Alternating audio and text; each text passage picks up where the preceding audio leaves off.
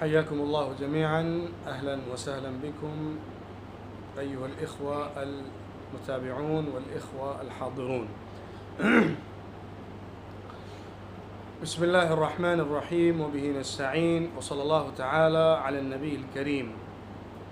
نحن منذ اليوم ندخل في الباب الأخير لهذا الكتاب، ولله الحمد والفضل والمنة. وهذا الباب كما أنا ذكرت لكم هو نتيجة تأليف هذا الكتاب، أو بتعبير آخر تقول الأمر الذي يدعو إليه المصنف بتأليف هذا الكتاب قيادة الإسلام للعالم. الإسلام يكون قائدا للعالم البشري كله، وجعل الفصلين لهذا الباب: الفصل الأول بعنوان نهضة العالم الإسلامي، والفصل الثاني زعامة العالم العربي. ففي الفصل الأول يتكلم عن العالم الإسلامي بشكل عام، وفي الفصل التالي يتكلم عن العالم العربي بوجه خاص. فدرسنا اليوم عن الفصل الأول لهذا الباب، دعوني واسمحوا لي أن أتكلم قليلا عن العنوان الذي يختاره المصنف لهذا الباب: قيادة الإسلام للعالم. هذا عنوان يلفت الأنظار، هذا عنوان يستجلب الانتباه من الإنسانية والبشرية كلها. الإسلام هل يكون قائدا للبشرية، قائدا للمسلمين، قائدا للجماعة الإسلامية، قائدا للدولة المسلمة؟ لا، الإسلام يقود العالم البشري كله، الإسلام يقود العالم الإنساني أجمع، الإسلام يجدف سفينة الحياة للبشرية جمعاء. هذا هو الإسلام الذي يستحق أن يكون على هذا الموقع الحساس العظيم الذي يناط به هذا المهام الجليلة وهذه المسؤولية العظمى. فالفصل الأول عن العالم الإسلامي لنهضته، فالمصنف يريد أن يذكر المعالم للطريق إلى نهضة العالم الإسلامي، كما أنه يذكر حاجة وضرورة البشرية إلى قيادة المسلمين الذين هم أهل الإسلام حقا، المسلمون حقا، والذين يحملون رسالة الإسلام صدقا.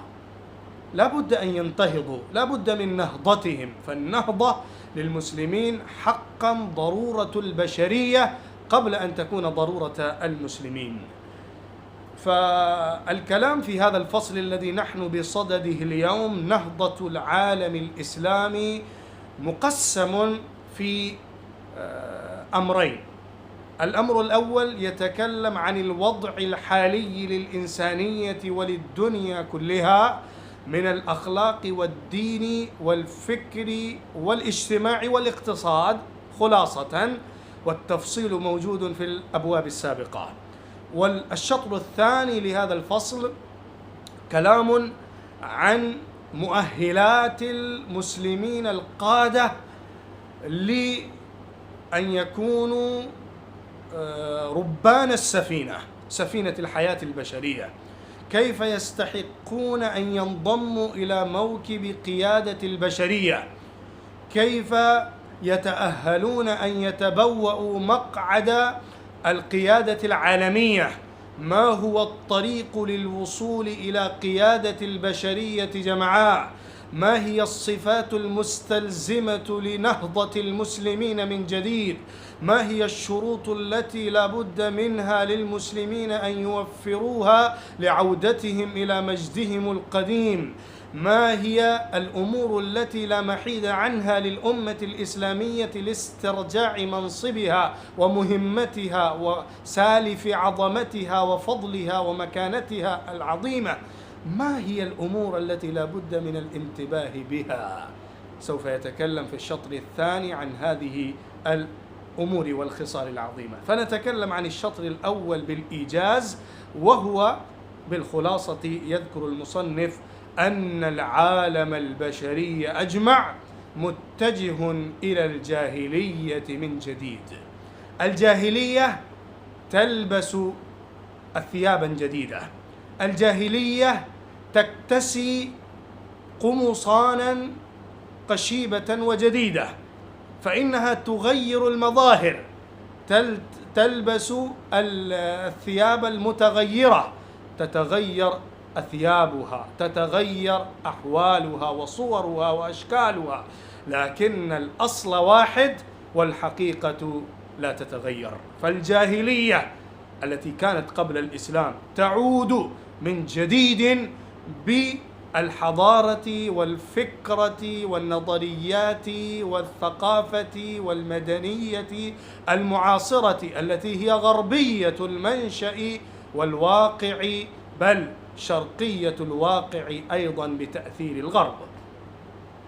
في العالم الإنساني لا تؤمن إلا بالمنفعة للشخص، ولا تؤمن إلا بالغلبة في السياسة، ولا تؤمن إلا بالوطنية المعتدية الظالمة في الاجتماع، ولا تؤمن إلا بالقومية والوطنية في أحوال وأوضاع اجتماعية ليست فيها قيم خلقية، وليست فيها موازين اجتماعية، وليست فيها قوانين إنسانية شريفة، لا حادي الأرواح، لا حادي الأبدان إلى الصلاح والسداد والرشاد، ولا حادي الأرواح إلى الهداية والسلام والحب والوئام والانسجام ونظام الهدوء والسلام والوئام والسعادة.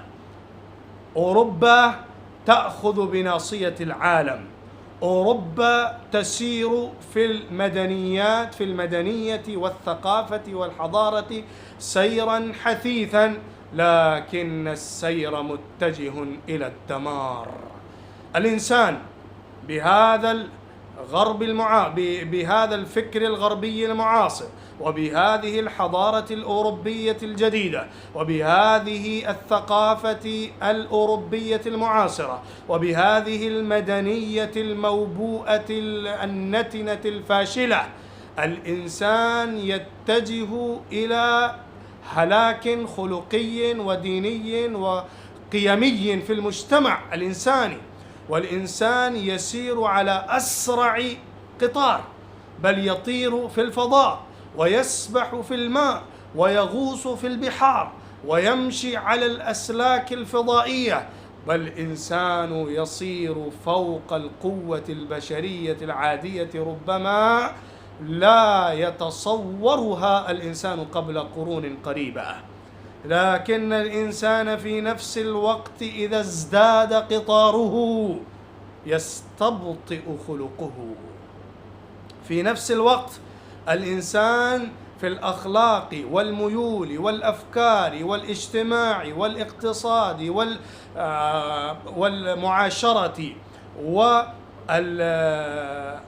والحياة الاجتماعية العامة، الإنسان يصبح حيوانا مفترسا وحيوانا ضاريا.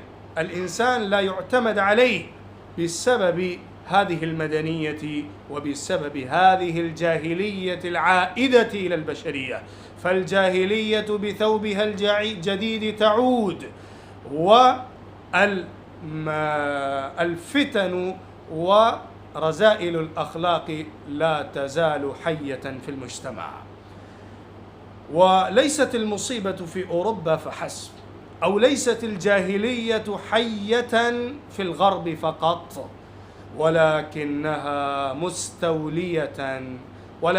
مستولية متسلطة على الشرق كما هي على الغرب. فالعالم الشرقي أيضا متأثر بالعالم الغربي في ميوله وفي أفكاره وثقافته ومدنيته وأسلوب حياته وطراز معاشه، وفي كل حله وترحاله، وفي كل فكره وميوله معتقداته وأعماله. فأنت ترى الخلاف السياسي بين الأفكار المختلفة وبين الأحزاب المختلفة من الشرق إلى الغرب. لا يكون هذا النزاع السياسي إلا تحول القيادة من أيدي أثيمة إلى أيدي أثيمة أخرى. ليست هذه النزاعات السياسية بين الأحزاب المختلفة في هذه الدول إلا عنوانا أو إلا رمزا لتحول الأحزاب للسير إلى نفس الغاية التي لا تتغير. الغاية واحدة، الهدف واحد، وهو هدف مادي محض، وهي غاية مادية بهيمية مجردة. الرقي المادي، التقدم المادي، الغلبة المادية، النزاعات السياسية البهيمية الحيوانية الشيطانية الإبليسية، الغلبة السياسية البهيمية المجردة. النزاع فقط يدور حول هذه الأحزاب على أساس هذه الغاية المفردة الموحدة التي لا تتغير، وإن تغيرت الأشكال، وإن تغيرت الصور، وإن تغيرت الأحوال. هل أنت تتخيل أن الانتقال للسياسة من أيدي حزب كذا إلى حزب كذا في الدول الأوروبية وحتى في الدول الشرقية عامة، هل أنت تتخيل أن هذا الانتقال يكون انتقالا من حزب مادي إلى حزب ديني، أو أنهم يريدون إعادة دين المسيح عليه الصلاة والسلام في دول نصرانية أوروبية؟ كلا ثم كلا، هيهات وهيهات، لا يمكن. ليست هذه الأحزاب المختلفة التي تتسمى بسمات ديمقراطية سياسية علمانية أو متطرفة مختلفة من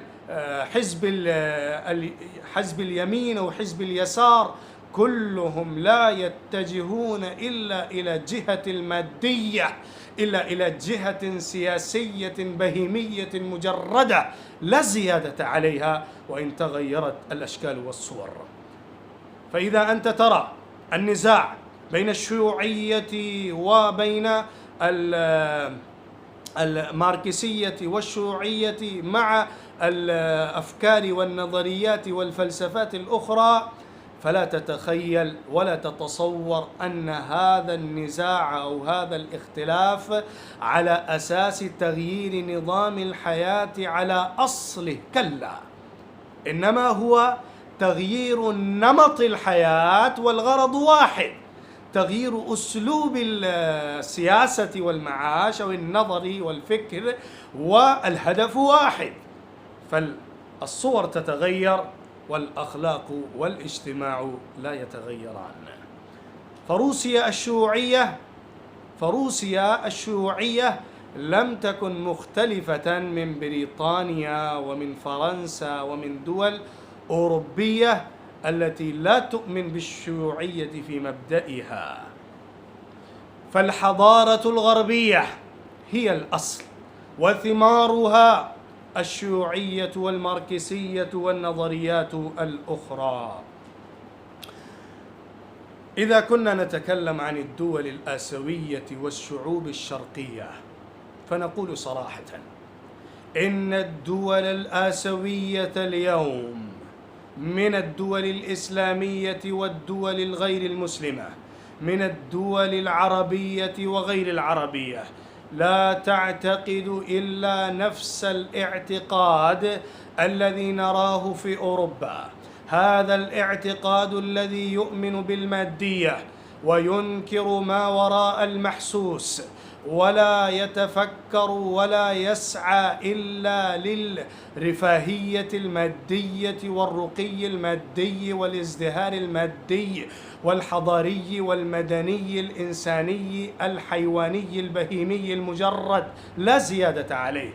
فهذه الدول الآسيوية تسير نفس السير وتنتهج نفس المنهج وتسلك نفس الطريق الذي يسلكه الغرب اليوم في مدنيته وفي ثقافته، في حضارته، في علومه ومعارفه واتجاهاته العلمية النظرية الفكرية، واتجاهاته الحضارية المدنية، واتجاهاته العملية التطبيقية الصناعية التجارية. الذي يحرك هذه دفة الحياة إنما هو واحد، وهو النظام الإبليسي الموحد.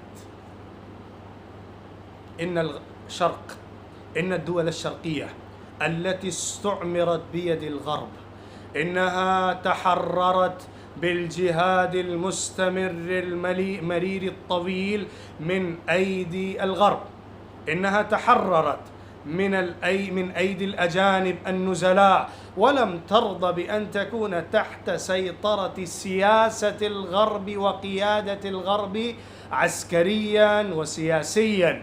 ولكن الدول الشرقية لم ترضى يوما ما أن تتحرر من أفكار الغرب ومدنيته وثقافته يوما ما. هذه هي الحقيقة التي لا تجحد، وهذا هو الأمر الذي لا ينكر. فالدول الشرقية لا تنكر على الدول الغربية ماديتها، ولا تنقم منهم أخلاقهم وسيرتهم. وليس هناك نزاع بين الفلسفة والمبادئ للسياسات وللنظام الاجتماعي والخلقي في الدول الشرقية مع الدول الغربية، وهذا أمر لا ينكر.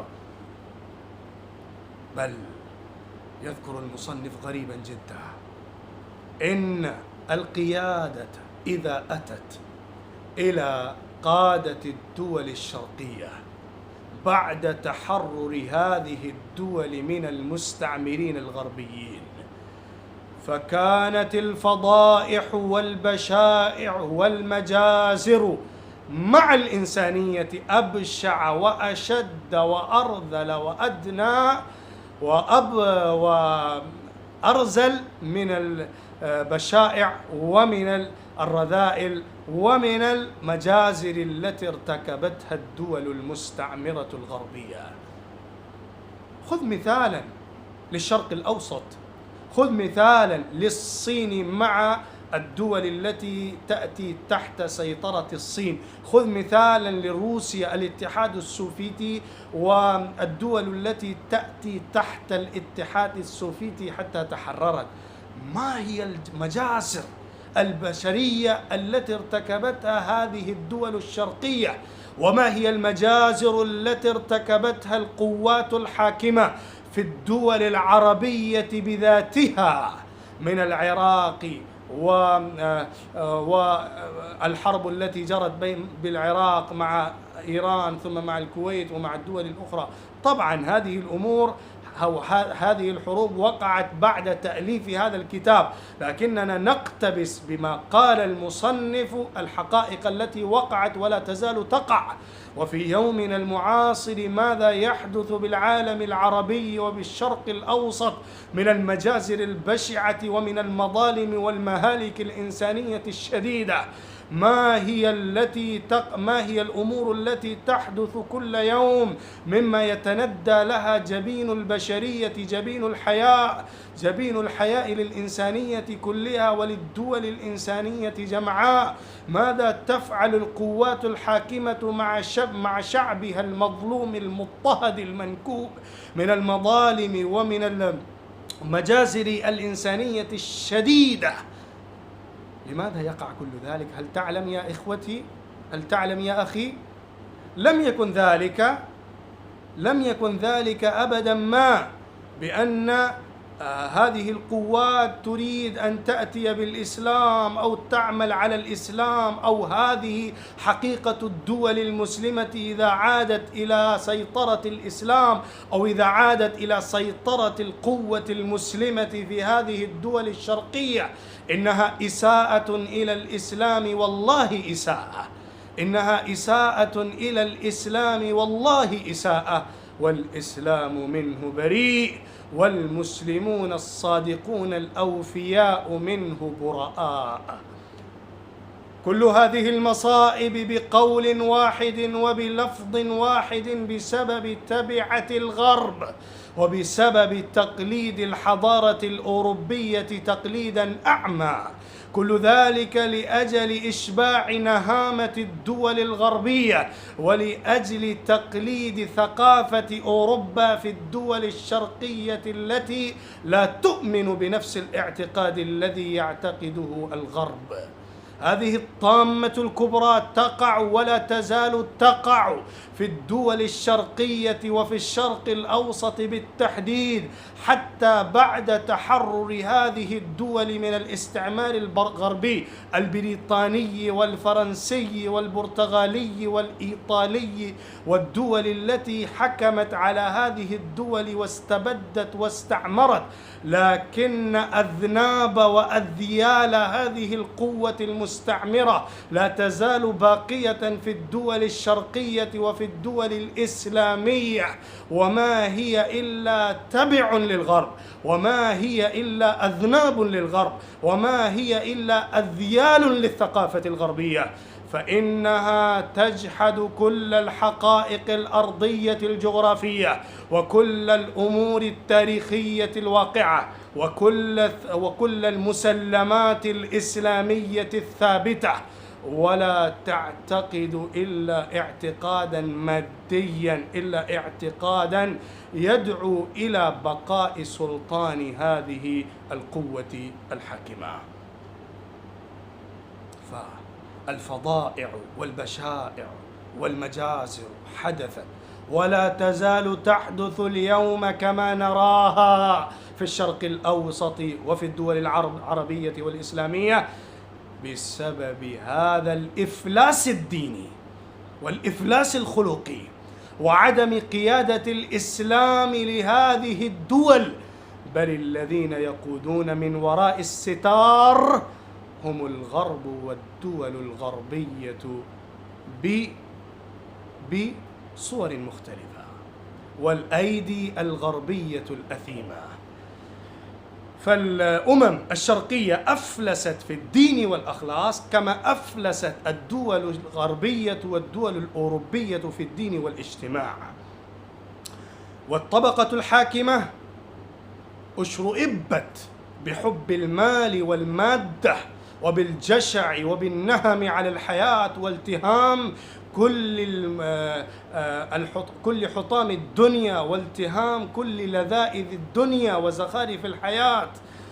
ورجال الإصلاح والدين الذين يحاولون تغيير نظام الحياة وتغيير سفينة العيش للبشرية في هذه الدول الشرقية إنهم أيسوا من التغيير.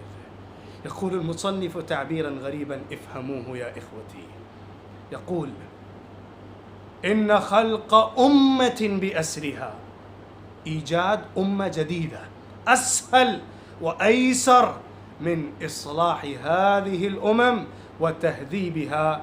انقطعت المادة وانقضى الأجل. اليأس والقنوط من القوة الحاكمة ومن سدة الحكم الموجودة. فأنت ترى بهذا الكلام أن الغرب والشرق، الدول الغربية والشرقية، الأمم الشرقية والغربية، إنها تعيش في أزمة روحية وخلقية واجتماعية واقتصادية ومدنية وحضارية. إنها تسير سيرا عاجلا سريعا مسرعا في الرقي المادي وفي الإنتاجات والاكتشافات، لكنها تفقد الأخلاق وكرامة الإنسانية كل يوم زيادة وزيادة باهظة. ما هو الحل؟ أين الحل؟ من أين نجد الحل لهذه الأزمة كلها في الشرق والغرب؟ اعلموا وافهموا واكتبوا وسجلوا أن التغيير لا يمكن ولن يمكن أبدا بتغيير قيادة البشرية من أيدي أمريكا إلى أيدي الصين. أنا أقول بتعبير معاصر: لا يمكن هذا التغيير بتحول القيادة من أيدي بريطانيا إلى فرنسا أو إلى ألمانيا أو إلى إيطاليا أو إلى روسيا أو إلى الصين وإلى الدول التي تعتقد بنفس الاعتقاد الذي نحن نسميه اعتقادا ماديا، وإن كانت الصور والأشكال متغيرة. فهذا التحول من الأيدي الأثيمة الخرقاء إلى الأيدي الأثيمة المجرمة النكراء لا تغير في اتجاه البشرية أي تغيير، ولكن الذي يغير أو يمكن تغيير هذه الحالة وهذه الوجهة للبشرية كلها تغييرا صادقا مؤثرا صحيحا عظيما جديدا، إنما هو بتحول القيادة من أوروبا بمعناها الشامل، يعني من أصحاب فكرة الغرب المادية المجردة التي لا تؤمن بالدين ولا تعتقد بما وراء الحس أو بقوة القاهر الغلاب العلام الرب القدير الذي يجري كل نظامه في الكون، المدبر لنظام الحياة من العالم العلوي إلى العالم السفلي.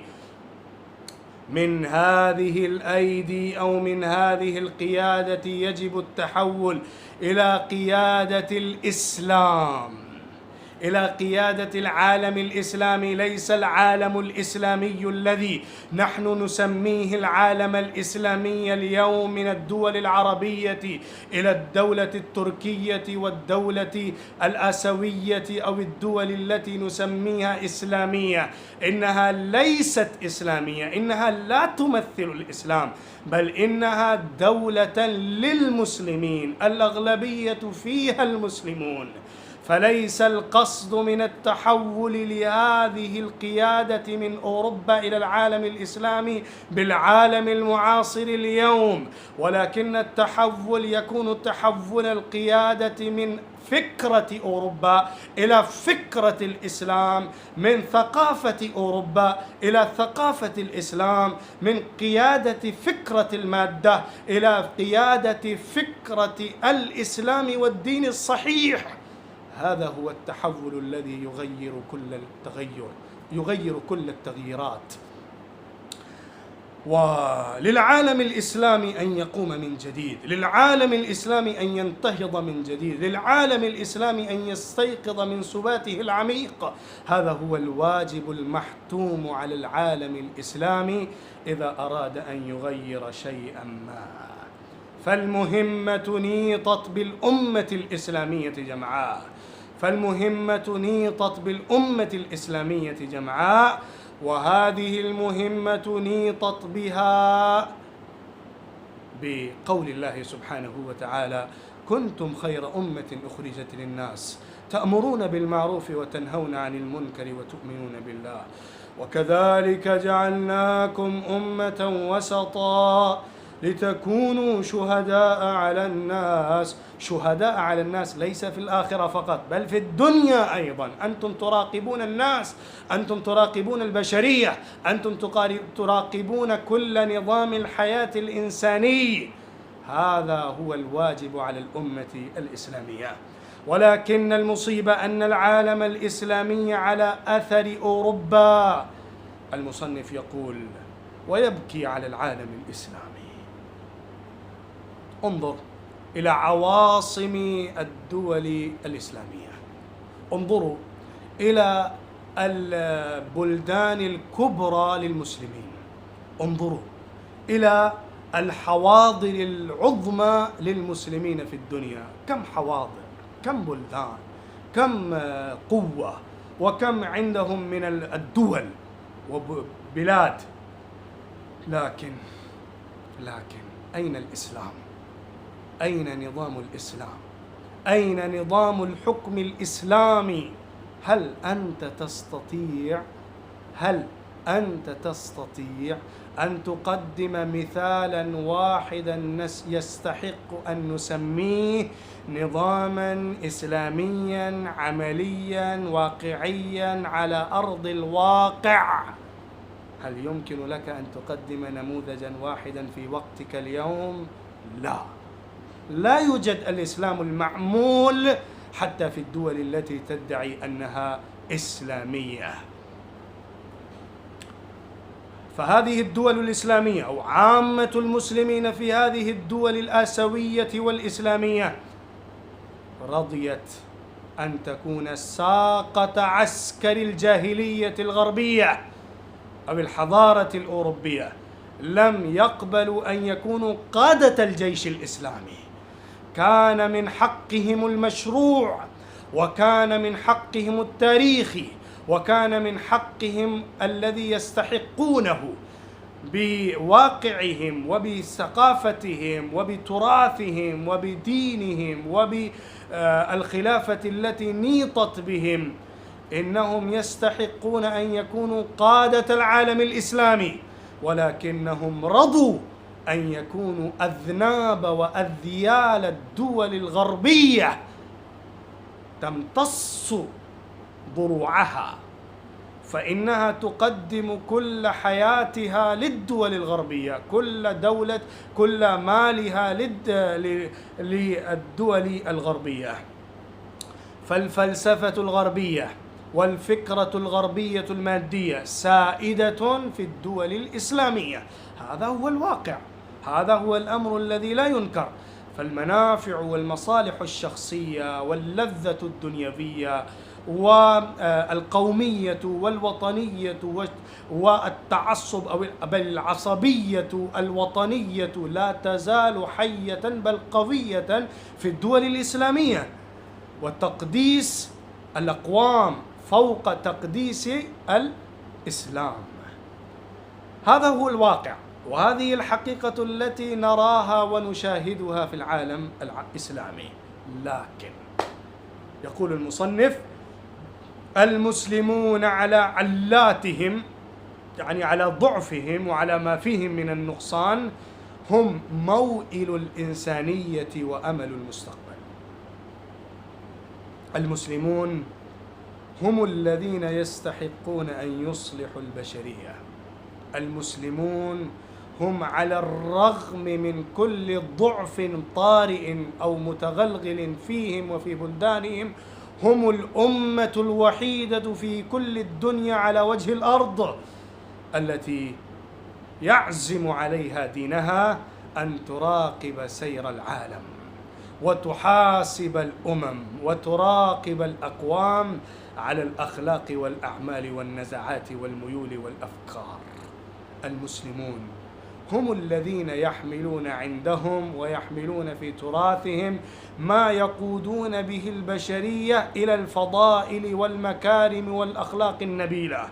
المسلمون هم الذين يستطيعون أن يجدفوا سفينة حياة البشرية إلى السعادة وإلى شاطئ الفلاح والفوز في الدنيا والآخرة.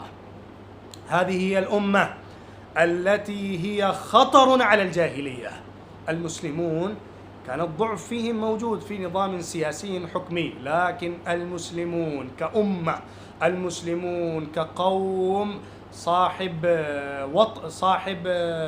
ثقافة، صاحب تاريخ، صاحب فكرة، صاحب دين مستقل، دين سماوي محفوظ مأمون. هذه الأمة أكبر خطر على الجاهلية وعلى النظام الجاهلي. ولقد وصف العلامة محمد إقبال الشاعر الشرقي الكبير مجلس إبليس في أبياته الشهيرة: مجلس استشاري لإبليس.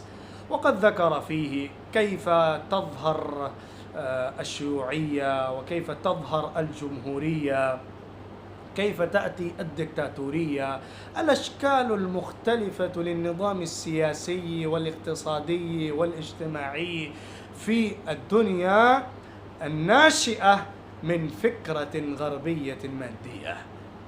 فإذا كانوا يخشون منها، يعني أتباع إبليس، فإبليس يقول لهم: لا تخافوا ولا تقلقوا على ظهور الجمهورية التي تأتي بنظام الحكم للشعب كله، ولا تخافوا من الشيوعية التي تأتي بنظام اقتصادي يعطي كل الحق للطبقة المضطهدة المنكوبة. فيقول إبليس: لا تخافوا من هذه النظريات والفلسفات ومن هذه الأفكار، إذا أنتم تخافون فخيفوا من الأمة الإسلامية، لأنكم إذا خفتم حقا فخيفوا من الأمة التي لا تزال شرارة الحياة والطموح كامنة في رمادها. شرارة الحياة باقية في هذه الأمة.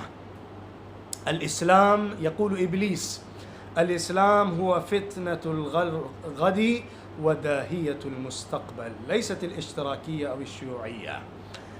وأنا أنقل لكم ما ترجم به المصنف من شعر العلامة محمد إقبال في هذا الكلام الذي يدل على نهضة المسلمين ونهضة العالم الإسلامي وخوف إبليس وجماعته من نهضة المسلمين. يقول إبليس بلسان إبليس: ولكني أخاف أن قوارع هذا العصر وهزاته، يعني هذا التغير أو هذه التغييرات والتقلبات التي تحدث في الدنيا من تحول العالم من الشيوعية إلى الماركسية، من الجمهورية إلى الدكتاتورية، ومن الدكتاتورية إلى الجمهورية والديمقراطية وغيرها من النظم. فهذه التغيرات والهزات ستقض مضجع هذه الأمة وتوقظ هذه الأمة وتوجهها إلى شريعة محمد. إني أحذركم وأنذركم من دين محمد.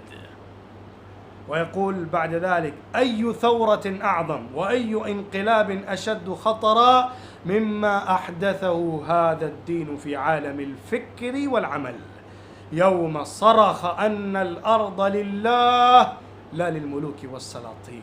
الآن الملوك والسلاطين مهما جاءوا بأشكال مختلفة، مهما جاءوا بنظريات وفلسفات مختلفة، هم أتباعنا، لكن هذا الدين يرجع كل نظام الحكم من أيدي الإنسان إلى أيدي خالق الإنسان، فينفلت الزمام من أيدينا ولا يبقى الحكم عندنا.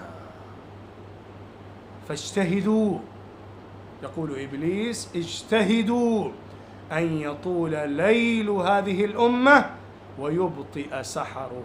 اجتهدوا على أن ينام هذه الأمة ولا تستيقظ.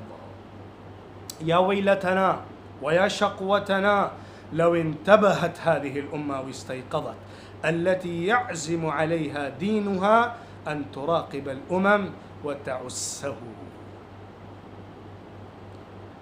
رسالة العالم الإسلامي. بعد ذلك يعنون المصنف: رسالة العالم الإسلامي.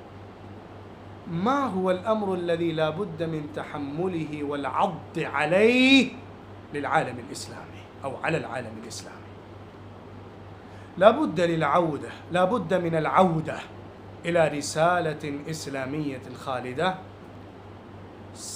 صرح بها أو صرخ بها وناداها سيدنا ربعي بن عامر رضي الله عنه في بلاط رستم: الله ابتعثنا لنخرج من شاء من عبادة العباد إلى عبادة الله وحده، ومن ضيق الدنيا إلى سعتها، ومن جور الأديان إلى عدل الإسلام. هذه رسالة واحدة لا تتغير.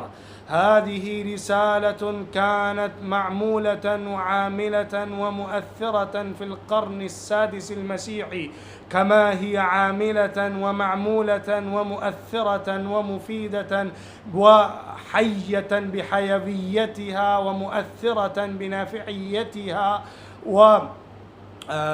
ومقلبة نظام الحياة البشرية بكل قوتها في القرن العشرين والقرن الحادي والعشرين بنفس الحال بلا تغير. لا نحتاج إلى تغيير أي كلمة من هذه الرسالة أو تغيير أي مادة من هذه الفلسفة. هذه الفكرة وهذه الرسالة هي التي نيطت بها سعادة الأمة المحمدية إلى يوم القيامة، البعثة للبشرية، البعثة للإنسانية. والله بعث هذه الأمة، الله سبحانه وتعالى اصطفى هذه الأمة، الله سبحانه وتعالى اختار وانتخب هذه الفئة المؤمنة لتغيير نظام الحياة للدنيا كلها بفكرة الإسلام وبرسالة كلمة التوحيد، كلمة التغيير، كلمة الهدم للجاهلية والجهل وللوثنية وللنظم الوضيعة. الناس يعكفون على أوثان، يعكفون على أصنام يعبدونها، حتى وإن لم تكن الدين ولم تكن الأديان موجودة بأصحاب الأديان، لكن الأديان الناشئة التي هي في صورة الفلسفة الوضعية لا تزال تحل محل الدين في الأقوام وفي الأمم. فوسائل السفر، وسائل الانتقال، وسائل مادية والتقدم المادي في الحقيقة يضيق نطاق الحياة للبشرية. القول الغريب، وأنا دائما أتحير وأنبهر أمام هذه الكلمة لسيدنا ربعي بن عامر: نخرج من ضيق الدنيا إلى سعة الدنيا. الغريب الغريب، العجيب العجيب، من ضيق الدنيا إلى سعة الدنيا. الرجل الذي لا يلبس لباسا فاخرا ولا يركب على مركب فاخر ولا ينم مظهره عن رفاهيته وعن غنائه وعن رقيه المادي، هو الذي يقول: جئنا لنخرجكم يا سلاطين العالم، يا أصحاب البلاط والقصور والغناء والثروة الهائلة، لنخرجكم من ضيق الدنيا إلى سعة الدنيا. ما هي سعة الدنيا؟ سعة الفكر، سعة العمل، حرية الرأي، حرية الانطلاق، والتحرر التام من براثن النظريات والفلسفات الإنسانية الحاكمة على البشرية من بعض أصحاب العقول المريضة، إلى نظام إلهي خالد عام. هذا هو التحرر، وهذه هي السعة التي يدعو إليها الإسلام. أولا، المادية بصورها المختلفة اليوم تضيق نطاق الحياة على الإنسان المعاصر. ثم المسيطرون على المادية، يعني الذين يتسلمون زمام الحكم وزمام التكنولوجيا وزمام التقنيات الحديثة، الذين هم أصحاب إدارة دفة الحياة للبشرية من المنظور المادي، هم الذين يضيقون مزيدا وزيادة على زيادة نطاق الحياة للإنسان المعاصر. فالإنسان بفلسفاتها المادية وبأفكارها ونظرياتها الناشئة في الغرب تدين بالدين الذي نحن نسميه بالدين، وإن كان الدين صار فلسفة وصار نظرية وصار فكرة وصار مدنية وثقافة، أو صار ما نراه اليوم في التكنولوجيا وفي الأصنام من الآلات. فهذه الآلات التكنولوجية هي المعبودات، هي الآلهة لليوم. فالجنسية والوطنية والديمقراطية والاشتراكية والشيوعية والدكتاتورية كلها أديان معاصرة، أديان تحكم على عقول الإنسان، أديان تحكم على قلوب الإنسان وأفئدة البشرية، لا يستطيع الإنسان أن يتحرر منها أو يخرج وينفلت من براثنها، لا يستطيع، لأن لها اضطهاد على الإنسانية، بل ربما اضطهاد هذه النظريات أشد وأبشع وأفظع من الاضطهاد الديني في التاريخ الإنساني. الاضطهاد الديني على الإنسان بسبب الدين إذا كان في التاريخ كما قرأناه في أوروبا بسبب اضطهاد الكنيسة على الناس، فإن اضطهاد هذه النظريات اليوم على البشرية أشد وأبشع وأفظع وأنكى من الاضطهاد السابق. لماذا؟ لأن الوقائع والمعارك التي حدثت بين الشيوعيين والماركسيين وبين الدكتاتوريين والجمهوريين وبين الدينيين واللادينيين بهذه الفلسفات، فإن الاضطهاد السياسي والاضطهاد بصورة الاشتباكات الطائفية شديد جدا، أشد وأشد مما كان في السابق. أنتم تعلمون قصص الحروب التي وقعت في الدول الغربية، وتعرفون القصص التي وقعت بين الدول الشيوعية والدول غير الشيوعية. ففي الحقيقة اليوم نقول إن الجاهلية افتضحت وبدت سوآتها واشتد تذمر الناس منها. الناس تعبون، يعني لو ترى الواقع وترى الحقائق عن كثب لا عن كتب في الدول الغربية وفي الدول التي تتبنى فلسفة الغرب المادية، لا ترى التذمر من الحياة، لا ترى المقت الشديد للعيش وللحياة وللتكنولوجيا وللرقي المادي. الناس تعب منه، الإنسان لا يجد ما يشبع به غزيرته النفسية، لا يستطيع ما يسعد به نفسه. الإنسان محروم السعادة كل الحرمان، والإنسان بعيد من ذلك كل البعد. فما هو الواجب أو ما هو المسؤول الذي لا بد منه؟ ما هي المسؤولية التي ألقيت على كواهل العالم الإسلامي؟ سوف نأتي إليه في هذا الشطر الثاني لهذا الكتاب، وهو جانب مهم وشطر عظيم للكلام عن الجوانب الحساسة المهمة التي لا بد من التأهل بها لاستعادة مجد الأمة الإسلامية إلى المسلمين من جديد.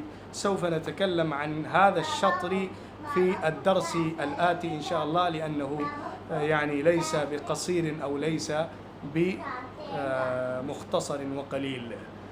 بارك الله فيكم وجزاكم الله خيرا. إذا كان لأحدكم إضافة أو سؤال فلتفضلوا.